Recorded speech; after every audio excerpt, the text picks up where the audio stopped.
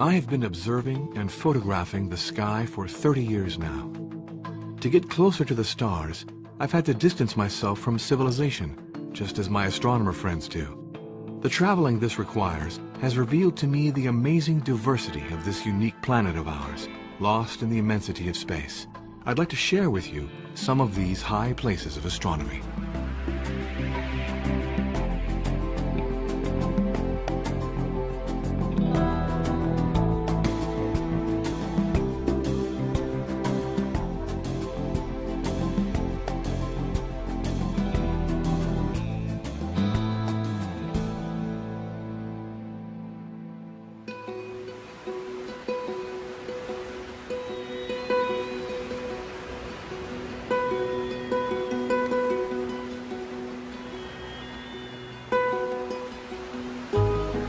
At the base of the coastal cordillera in northern Chile, the wild shore of Poposo is a unique spot. I discovered it in the company of Armando Azoa Bustos, a microbiologist.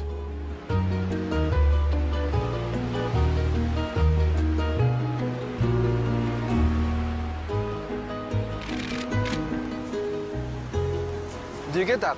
Yeah. It's fantastic. Yes, it's a beautiful place here.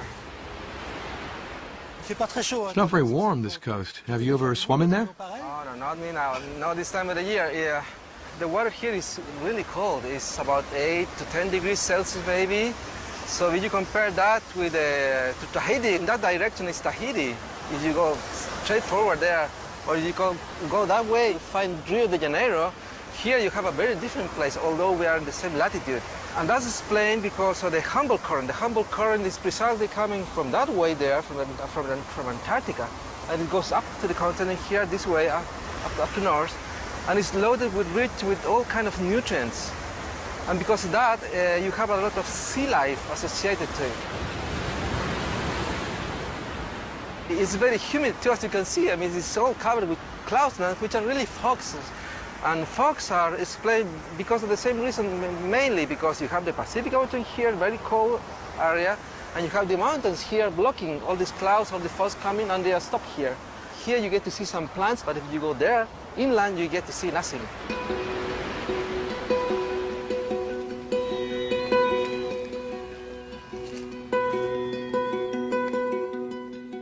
Armando is one of the top experts on the ecosystem of this amazing region, which bathes in the Camanchaca, the local name for the dense coastal fog.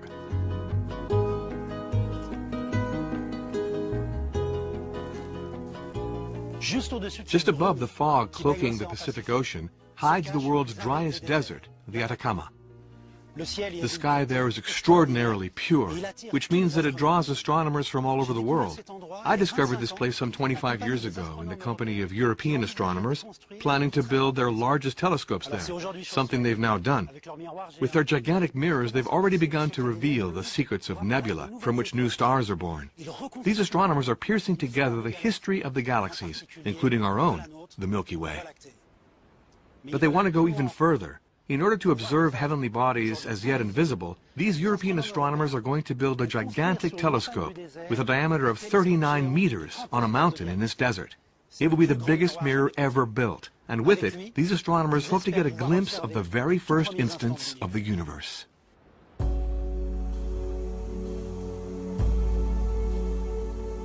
As we leave the foggy barrier blanketing the coast behind us, the contrast is stunning.